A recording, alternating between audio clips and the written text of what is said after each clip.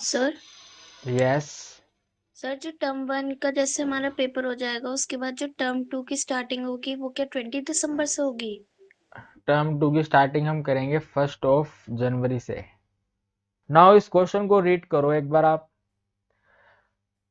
Rajat is playing a game of rolling a die with his friend.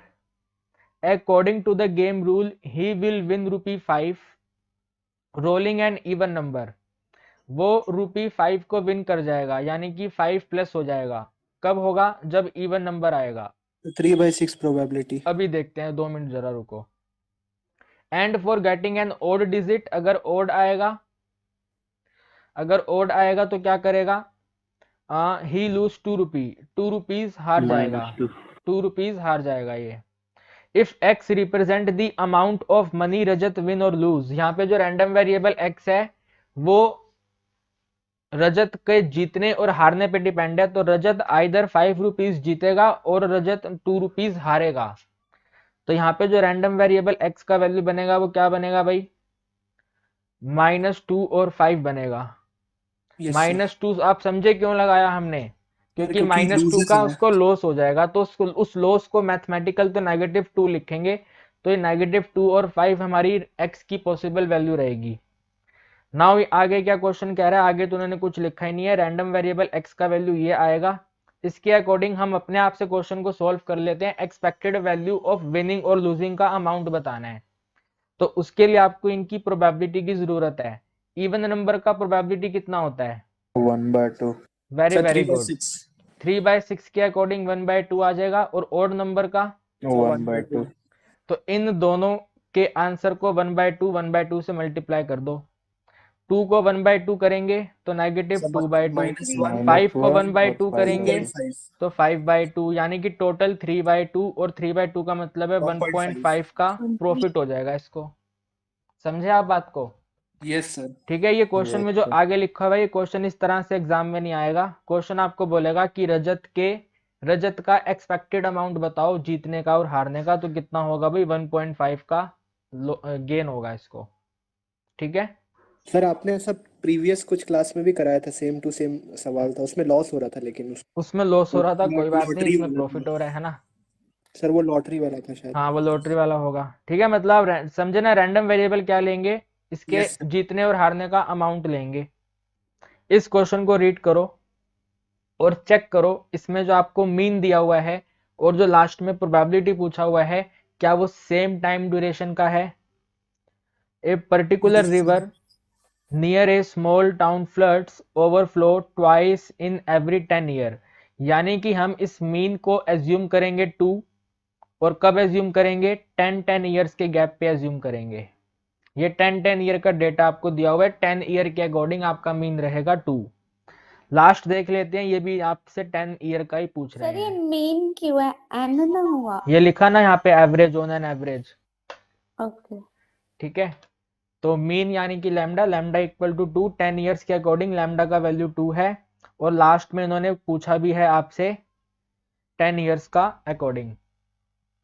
यहाँ पे इन्होंने first वाले part में पूछा है मैं मीन एक्सपेक्टेशन कितना है, तो मीन एक्सपेक्टेशन इसका 2 है। प्रोबेबिलिटी बतानी है 3 और लेस की। 3 और लेस की प्रोबेबिलिटी बतानी है तो एक तो 0 ले लेंगे, इसमें एडिंग करेंगे 1, इसमें एडिंग करेंगे 2 और इसमें एडिंग करेंगे 3। नाउ यहाँ पे आप अंडरस्टैंड करो, अगर ये क्वेश्चन कहता कि मीन एक्सपेक्टेशन बताइए, मीन एक्सपेक्टेशन बताइए for a interval of 5 years. 5 years के अकॉर्डिंग मीन एक्सपेक्टेशन बताइए क्या होना चाहिए। तो सर तो आपको बाय 2। ये आपको दिया हुआ है, मीन का वैल्यू 2 दिया हुआ है 10 ईयर्स के 1। अकॉर्डिंग। 10 ईयर्स को 5 ईयर्स पे लेके आने के लिए 2 से डिवाइड करना पड़ेगा। तो अगर आप मीन को भी 2 से डिवाइड करेंगे तो आपका वैल्यू रहेगा 1। ठीक है, ये तो प्रॉपर मल्टीपल था, डिवाइड हो गया। अदरवाइज आप रेशो कंसेप्ट लगा सकते हैं। मीन का वैल्यू 2 है अगर ईयर का टाइम दिया हुआ है 10। क्वेश्चन की डिमांड है ईयर का टाइम होना चाहिए 5। मान लो यहाँ पे मीन होगा x, इसको आप मल्टीप्लाई क्रॉस मल्टीप्लाई करके सॉल्व कर लो, आपका आंसर आ गया। फॉर एग्जाम्पल क्वेश्चन कहता है कि आप मीन एक्सपेक्टेशन बताइए फॉर ए इंटरवल ऑफ कितना 4 इयर्स। सर लेकिन यहाँ पे तो ईयर नहीं दिया, what is the mean expectation बोला है। हाँ तो व्हाट इज द मीन, मैंने क्वेश्चन चेंज किया ना भाई, इधर 5 ईयर के अकॉर्डिंग 5 ईयर के इंटरवल में मीन कितना रहेगा और 4 ईयर के इंटरवल में मीन कितना रहेगा, ये आपको बताना है। 1.25 कितना आ रहा है? 1.25 ठीक है, तो इस वाले क्वेश्चन को करने के लिए हम ये वाला रेशो मेथड यूज कर लेंगे। आपको 2 मीन दिया हुआ है अकॉर्डिंग टू 10 ईयर इंटरवल, आप डिटरमाइन करना चाहते हो एक्स मीन 4 ईयर इंटरवल के अकॉर्डिंग, तो इसको सॉल्व करो, you will get your answer. कितना आ रहा है अक्षा? 0.8। 0.8 आ रहा है, ऐसा कैसे? क्रॉस मल्टीप्लाई कर दो, ये कितना बनेगा? 1 divided by x is equal to 10 upon में 8, यानी कि x is equal to 8/10। Very very good, 8/10 का मतलब है 0.8 हम लेंगे, तब 4 ईयर के गैप पे हमारा मीन रहेगा 0.8। ठीक है, तो ये एक यूनिक क्वेश्चन है जो आपसे एग्जाम में पूछा जा सकता है, ध्यान से करना। पॉइजन डिस्ट्रीब्यूशन के क्वेश्चन को अच्छे से रीड करना। नाउ ये question is very very easy question, 1 marks में रहेगा। z स्कोर का मतलब है z का वैल्यू पूछा जा रहा है, z का वैल्यू पूछा जा रहा है, x का वैल्यू दिया हुआ है 2020, x की वैल्यू 20 पे z का वैल्यू बताना है। बी पार्ट कहता है z स्कोर दिया हुआ है 5, यानी कि z का वैल्यू दिया हुआ है 5 और डेटा पॉइंट का मतलब है x का वैल्यू पूछी जा रही है। सी पार्ट में भी डेटा पॉइंट पूछा जा रहा है, x का वैल्यू बताना है और z स्कोर वैल्यू -2 दिया हुआ है, यानी कि z का वैल्यू दिया हुआ है आपको -2। फॉर्मूला आपको पता ही है, z is equal to capital X minus में मीन, कैपिटल X माइनस में mean divide by standard deviation. आपको मीन भी दिया हुआ है, mean of the normal distribution 12 है और एचडी वैल्यू 4 है। True. ठीक है ना, और डिवाइड बाय मतलब इजी हो जाएगा, कोई इशू नहीं है इस क्वेश्चन को करने में। Given that the score of set of candidate on IQ test are normal distributed if the IQ score has a mean इतना, स्टैंडर्ड डेविएशन इतना, what is the probability that a candidate who take test will score between this. Probability बताइए उस candidate की जिसकी इसके approximate answer बनती है। तो जल्दी मुझे आप देखो, क्वेश्चन तो आपसे ये फाइंड करवाना चाह रहा है कि 90 से लेकर के कैपिटल X आएगा 100 होना चाहिए। सबसे पहले इसको आप Z में 100 कन्वर्ट नहीं करो। सर, 110 110 कन्वर्ट करो। हाँ जी, यस यस यस। -1 से 1 तक। सर आपने बोला था कि रेंज होगी मीन से प्लस माइनस स्टैंडर्ड डेविएशन, तो सर ये तो पूरी रेंज है, तो प्रोबेबिलिटी तो 1 ही होगी ना इसकी पूरी की। नॉर्मल डिस्ट्रीब्यूशन में जो रेंज होती है वो -∞ से इन्फिनिटी होती है अक्षा, -∞ से +∞ होती है रेंज। और सर जो आपने मीन कितना करा वो कितना आ रहा है? सर मीन 100 है और SD 10 है, तो हाँ तो वो 90 और रेंज कितनी आ 110। रही है बताओ? रेंज 90 से 10 आ रही है ना, तो वो रेंज डायग्राम में ऐसे आ जाएगी। सर वो कंप्लीट पे नहीं आएगी क्या? नहीं, कंप्लीट पे नहीं आएगी। Okay sir. ठीक है, इस तरह का डायग्राम बन जाएगा। ठीक है, ये वाला डायग्राम बनेगा। Z आया 1 और -1। तो 1 और -1 पे बताओ जरा आंसर कितना होगा? सर 0.8413। रुको पहले लिख लेते हैं उसको। सर आपने उल्टा लिख दिया ये। Yes sir. यहाँ पे -1 आ रहा है, इधर पर आ रहा है, ऐसा? Yes sir. ठीक है, ठीक ठीक ठीक। यहाँ पर आ गया -1 और ये इधर आ रहा है +1। -1 की तो कोई दिक्कत नहीं है, -1.0 चेक करते हैं और यहाँ पे नोट कर देते हैं। कैपिटल F चाहिए अपने को -1 का। ठीक है, और ये +1 का क्या बनेगा बताओ? इसकी पहले नोटेशन बताओ, क्योंकि आपके एग्जाम में नोटेशन के ज्यादा क्वेश्चन आएंगे।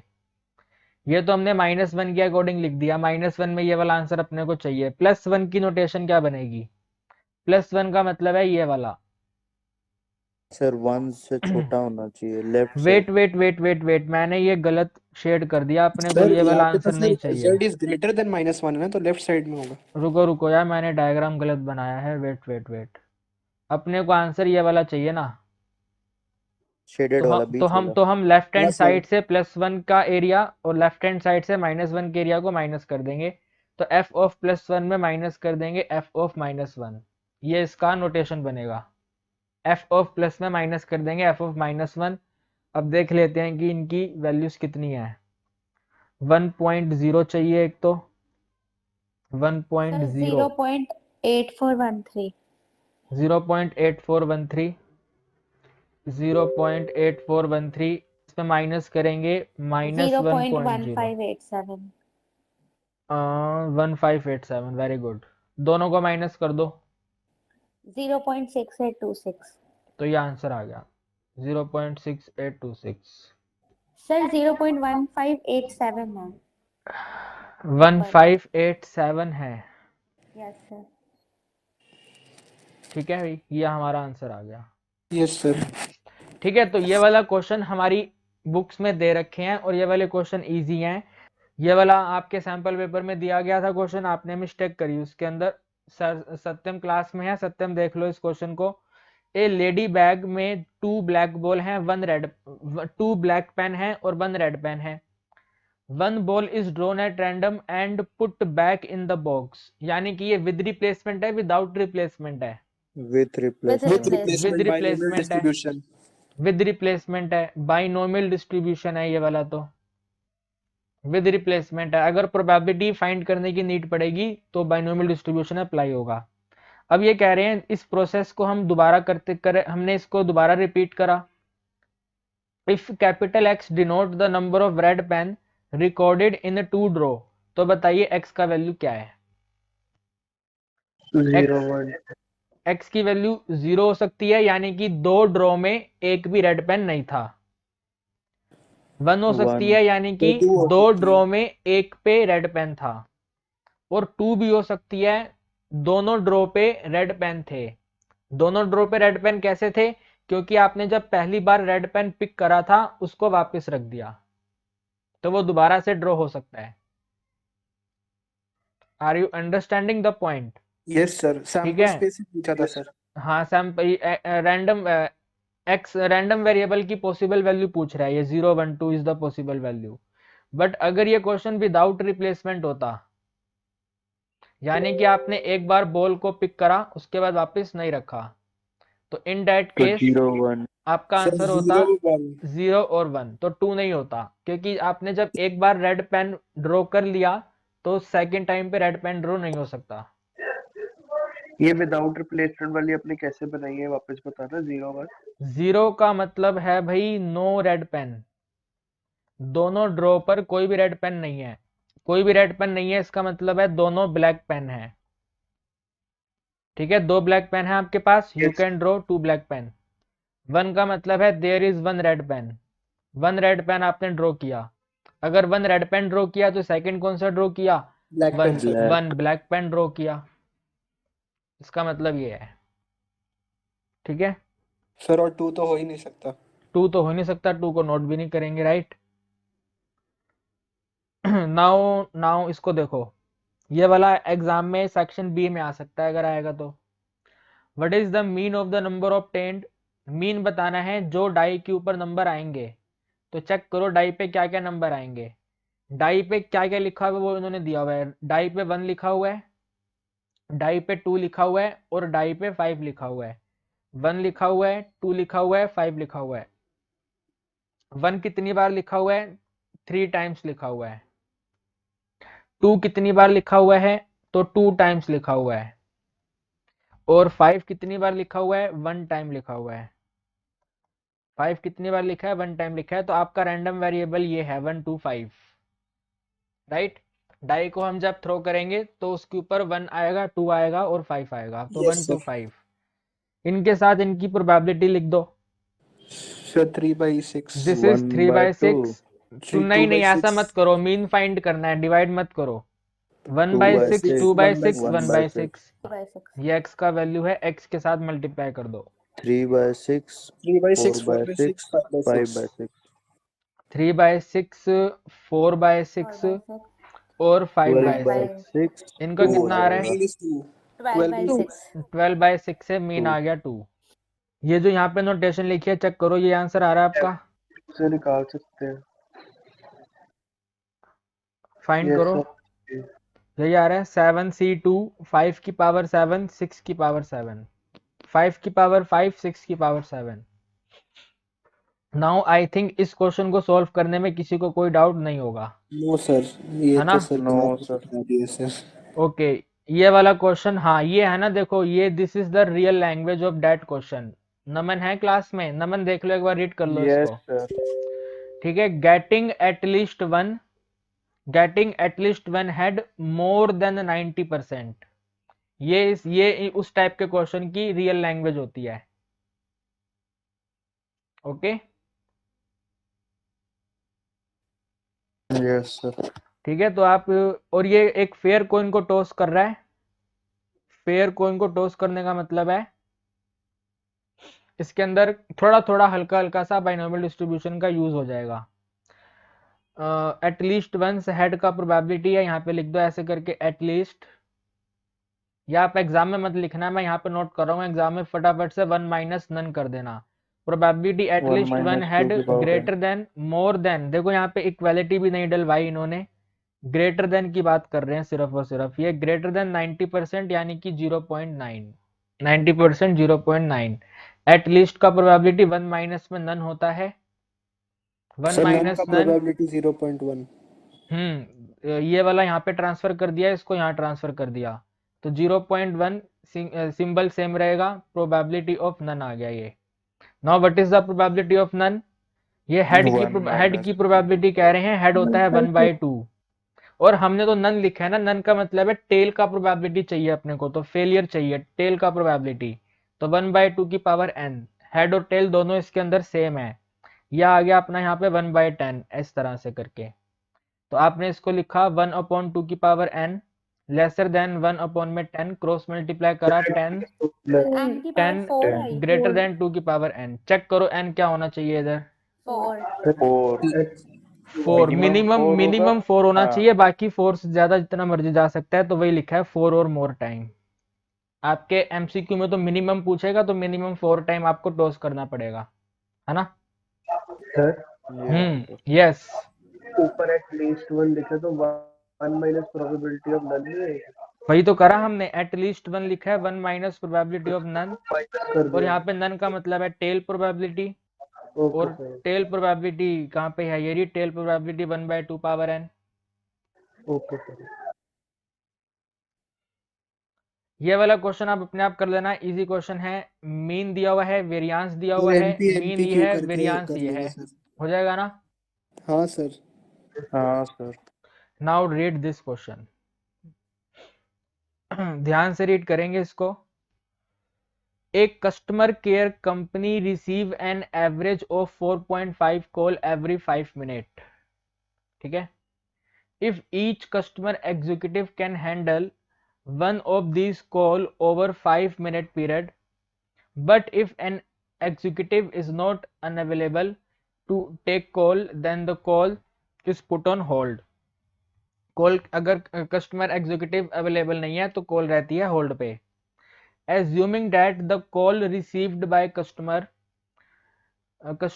Care company follow Poisson distribution, तो यहाँ पे मीन का ध्यान रखना, ये वाला डेटा 5 मिनट का है, 4.5 पर मिनट है। What is the minimum number of customer care executive, n का वैल्यू फाइंड करवाना है इसको, are needed on duty so that call received are placed on hold, call receive are placed on hold for sir at ये most इसका meaning 10% of समझा the दीजिए time, ना। for at most 10% of the time। यहाँ पे आपको छोटा सा कन्वर्जन करना पड़ेगा, आपको जो ऊपर गिवन डेटा दिया गया था उसके अंदर अगर आप 4.5 मीन की बात करोगे, तो 4.5 जो मीन है वो कॉल को पिक करने का है, कॉल को होल्ड पे रखने का नहीं है। और यहाँ पे जो आपसे डेटा ये क्वेश्चन डिमांड कर रहा है वो होल्ड पे रखने का डिमांड कर रहा है, तो एट मोस्ट 10% ऑफ टाइम अगर होल्ड पे है तो at least 90% time call receive होता होगा, ऐसा कह सकते हैं। Yes sir. यस तो सर। तो आपको जो प्रोबेबिलिटी क्वेश्चन में गिवन है हमारे डेटा के अकॉर्डिंग जो हमें नीड है वो है 90%, एट लीस्ट 90%, ऐसा करके एट लीस्ट 90%, ठीक है? नाउ इसके बाद पॉइजन डिस्ट्रीब्यूशन है तो अप्लाई करेंगे e की power minus m multiply m की power r divided by factorial of r। तो ये आपसे आर एन का मतलब है यहाँ पे आर का वैल्यू पूछा जा रहा है कि मिनिमम आर कितना रहना चाहिए, सो डैट आपका आंसर 90% का मतलब 0.9 आ जाएगा, आपका आंसर 0.9 से ग्रेटर हो जाए। ठीक है, आपका आंसर 0.9 से ग्रेटर हो जाए। 90% के बाद वापस बताना। हमने अपने डेटा को चेंज करा है यहाँ पे, जो हमें प्रोबेबिलिटी, ये 10% प्रोबेबिलिटी है ना, परसेंटेज टर्म्स प्रोबेबिलिटी को डिनोट करती है। ये तो एट मोस्ट ये जो भी गिवन डेटा है एट मोस्ट कॉल को होल्ड पर रख दिया जाता है, 10% प्रोबेबिलिटी है। होल्ड पे रखने का प्रोबेबिलिटी दिया हुआ है। याद है हमने क्वेश्चन किया था एक डेथ रेट वाला, जिसको तुमने एट मोस्ट में कन्वर्ट करके करा था। Yes sir yes. तो इस वाले क्वेश्चन में वो कन्वर्जन करना पड़ेगा। एट मोस्ट 10% है तो 100 में से 10 माइनस करा 90% आ गया, और एट लीस्ट एट मोस्ट का अपोजिट कर दिया एट लीस्ट। ओके ठीक है, तो हमारा जो आंसर आना चाहिए वो 0.9 से ग्रेटर रहना चाहिए। तो हमें बताना है कि यहाँ पे r का वैल्यू क्या होगा। मीन की यहाँ पे कहीं कोई दिक्कत परेशानी है नहीं, तो मीन 4.5 रहेगा। सो e की पावर माइनस 4.5 मल्टीप्लाई 4.5 की पावर यहाँ पे r divide by factorial of r। ये वाला जो कंप्लीट आंसर है वो ग्रेटर देन होना चाहिए 0.9 से। इन्होंने यहाँ पे कहा, ये कहते हैं कि यहाँ पे 7 पे जाकर के ये जो है 0.9 से ग्रेटर होगा। तो मेरे को नहीं लगता कि ये वाला क्वेश्चन आपके 1 मार्क्स में आएगा। ये यस सॉल्व करना होता तो टफ कैसे हो है? जाएगा। हाँ जी, हाँ है ना। सर ये तो स्टोरेज कैसे सॉल्व करेंगे? हम एक काम करते हैं, क्वेश्चन को थोड़ा सा मॉडिफाई कर लेते हैं। ठीक है, ये हम 7 तक तो नहीं जा सकते, हम मैक्सिमम 2 और 3 तक रह सकते हैं। तो एक काम करते हैं, एक बार 2 का प्रोबेबिलिटी चेक करते हैं कितना होता है, उसके अकॉर्डिंग मैं फिर क्वेश्चन मॉडिफाई कर दूंगा। आप लोग फिर इसको अपने आप से एक बार रीड आउट करके देख लेना। एक बार अपन चेक करते हैं कि e की पावर माइनस 4.5 टेबल में देखना कितनी आई है, मल्टीप्लाई 4.5 की power 2 divide by factorial of 2। 4.5 का मतलब है 25, यहाँ पे 20.25 बाई 2। ये e की वैल्यू चेक करके बताओ कितनी है। 0.011 20.25 डिवाइडेड बाय 2, कितनी वैल्यू बोली आपने? 0.0 0.0 आगे 11 11। तो ये आंसर आ रहा है 0. ये आंसर बन रहा है 0.11 बन रहा है। ये ये तो बहुत कम है सर। 0.11137। हम लोग को रुको तो अभी 9 पहुंचाना है। हमें तो 7, हाँ हमें 9 पहुंचाना है। ये तो बहुत ज्यादा है, ये तो बहुत ज्यादा कम है। वेट अ सेकेंड, हम एक काम करते हैं, 0.11 का मतलब है 11% आ गया ना। ये 11%। अगर हमारा क्वेश्चन, अगर हमें 10 से ग्रेटर पहुंचाना होता तो कह सकते थे यहाँ पे होना था, यहाँ पे होता है एट मोस्ट 90%, और हम अपना आंसर फाइंड कर रहे होते एट लीस्ट 10%। यस और नो गाइज? यस तो सर। आप इस क्वेश्चन को इस तरह से मॉडिफाई कर लो, और आपके एग्जाम में इस तरह से मॉडिफाई होके ही आएगा। अगर 90% ऑफ द टाइम हमारी कॉल को होल्ड पे रखा जाता है तो डेफिनेटली 10% ऑफ द टाइम हमारी कॉल पिक होती है। और हमने यहाँ पे कैलकुलेशन करी पूरी, माइनस ये पूरी कैलकुलेशन करी, ऑप्शन आपको दे रखे होंगे 1 2 3 4 करके। तो आपको हर ऑप्शन को जाके चेक करना पड़ेगा, तो आपका आंसर 2 पे मैच हो जाएगा, क्योंकि 2 पे आंसर आ रहा है इसका 11%। तो 10% से डेफिनेटली ग्रेटर है। Okay sir. ठीक है सर गाइस, ये वाला क्वेश्चन तो प्री बोर्ड में भी आया था मेरे स्कूल तो में। एकदम सेम ऐसे ही आ गया था क्या? यही आया था हाँ पूरा? एकदम सेम क्वेश्चन आया था पूरा। चलो कोई बात नहीं, फिर तो आपकी मैडम ने आपके साथ नाइंसाफी करी है। 7 तक की वैल्यू आप कैलकुलेट कैसे करोगे? 4.5 की पावर 7 और फिर नीचे 45 का फैक्टोरियल, सॉरी 7 का कितना, हाँ 7 का फैक्टोरियल। Very long calculation. देखो इसमें कहीं कोई डाउट आएगा नहीं आपको। यहाँ पे एवरेज 1.6 ट्रक का दिया हुआ है एवरी मिनट, 1 मिनट का एवरेज है 1.6, और लास्ट में क्वेश्चन भी विद इन ए मिनट पूछा जा रहा है। कहीं कोई दिक्कत नहीं आएगी, क्वेश्चन सोल्व हो जाएगा। 3 और मोर का क्वेश्चन है, 3 और मोर के क्वेश्चन के अंदर आप एक 0 प्रोबेबिलिटी फाइंड करोगे, एक 1 प्रोबेबिलिटी फाइंड करोगे, एक 2 फाइंड करोगे। 3 की यहाँ पे नीड है तो 3 यहाँ पे इंक्लूड होगा नहीं, इन तीनों को ऐड करके 1 में से माइनस कर देंगे, ठीक है ना। पॉइजन डिस्ट्रीब्यूशन लगेगा, m का वैल्यू 1.6 रहेगा, ठीक है। Yes sir. ठीक है, कहीं कोई डाउट नहीं है, ऊपर भी पर मिनट है, नीचे भी पर मिनट है, कहीं कोई इशू नहीं है। इस क्वेश्चन को देखो, पॉइजन डिस्ट्रीब्यूशन फॉलो होता है, लैम्डा का वैल्यू 0.2 है। इन्होंने कहीं पे टाइम रिलेटेड कुछ डेटा दिया नहीं हुआ, यानी कि सब ठीक है।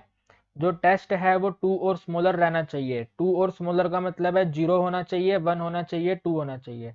2 और स्मॉलर है ना, 0, 1 और 2 पे आंसर हमें फाइंड करना है। ये आपको लैम्डा दिया हुआ है, यानी कि m का वैल्यू दिया हुआ है 0.2, ठीक है। इजी क्वेश्चन, ये डायरेक्ट हो जाएगा, इसमें कोई इशू नहीं है। इस वाले क्वेश्चन में E का वैल्यू दिया हुआ है, 3% डिफेक्टिव बल्ब है। अच्छा, इसके अंदर हमें मीन नहीं दिया हुआ, वो अपने को कैलकुलेट करना है, देख लेते हैं। 3% डिफेक्टिव है, यानी कि ये सक्सेस का प्रोबेबिलिटी है 3/100। 3/100 इज द सक्सेस प्रोबेबिलिटी। हमने 100 बल्ब का सैंपल चेक करा है तो n का वैल्यू 100 है। मीन का वैल्यू फाइंड करेंगे n इंटू पी करके, तो 100 100 कैंसिल, m का वैल्यू 3 आ गया। मीन का वैल्यू 3 है। नो डिफेक्टिव का मतलब है नन का प्रोबेबिलिटी है, और नन के प्रोबेबिलिटी में क्या लिखते हैं भाई? नन के प्रोबेबिलिटी का मतलब है ये आपसे 0 का प्रोबेबिलिटी डिमांड कर रहा है। 0 का प्रोबेबिलिटी का मतलब e की पावर -m, वो आपको दे रखी है, यही आंसर है, ये यहाँ पे आंसर दिया हुआ। ओके, ये वाला क्वेश्चन फटाफट करेंगे। मोर्टेलिटी रेट का मतलब होता है डेथ रेट। डेथ रेट का प्रोबेबिलिटी दिया हुआ है, और calculate the two death, death का ही प्रोबेबिलिटी पूछ रहे हैं, कहीं कोई इशू नहीं है, इजीली सोल्व हो जाएगा। ये आपके लिए सक्सेस का प्रोबेबिलिटी है 0.007। 400 पीपल के ऊपर चेकिंग की गई है, तो n का वैल्यू है 400। इन दोनों को मल्टीप्लाई करोगे तो मीन आएगा n मल्टीप्लाई बाई p 2.8। सही है, 2.8 इज द मीन, चेक कर लो एक बार, यस सर। है यस ना। सर। 2.8 मीन आ गया है। क्वेश्चन कह रहे हैं 2 डेथ अकाउंट हुआ है। 2 डेथ का मतलब है e की पावर -m, मतलब r की वैल्यू 2 लेनी है अपने को, m की वैल्यू 2 अपॉन में फैक्टोरियल ऑफ 2, ये आपका आंसर आ जाएगा।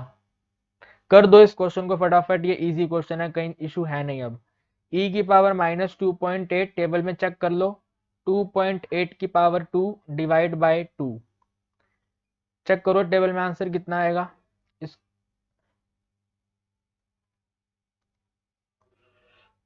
e की पावर -2.8,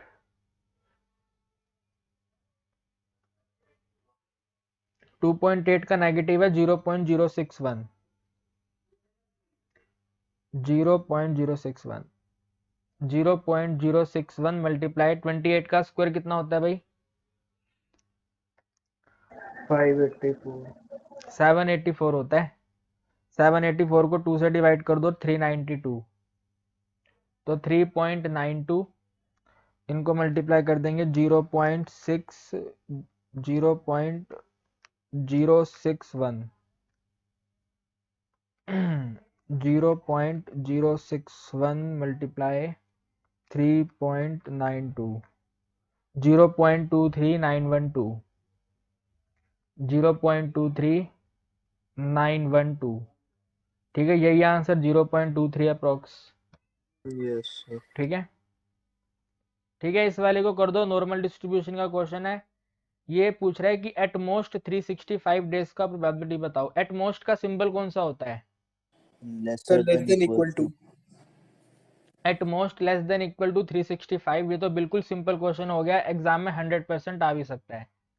365 का z स्क्वायर फाइंड कर लो, और z square table less than probability find करके देता है, डायरेक्ट आंसर आ जाएगा, है ना। ये x का वैल्यू है, और स्टैंडर्ड डेविएशन 50 है, ये मीन का वैल्यू है। तो 365 माइनस में 65 mean by 50। 300 divided by standard 65 deviation upon 50, 50 65 upon 50 sir का 30 मतलब 5 है से काट 1.3। दीजिए। 1.10 1.3 का चेक करो वैल्यू कितना है। 1.3 पे जीरो चेक करना है, 0.9032। 9032 0.9032, 0.9032।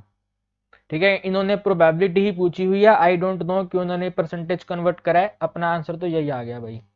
सर और अगर परसेंटेज पूछते तो सर परसेंटेज पूछते तो कन्वर्ट कर देते 100 से 100 मल्टीप्लाई 200 करके, हाँ 90.32% आंसर हो जाता।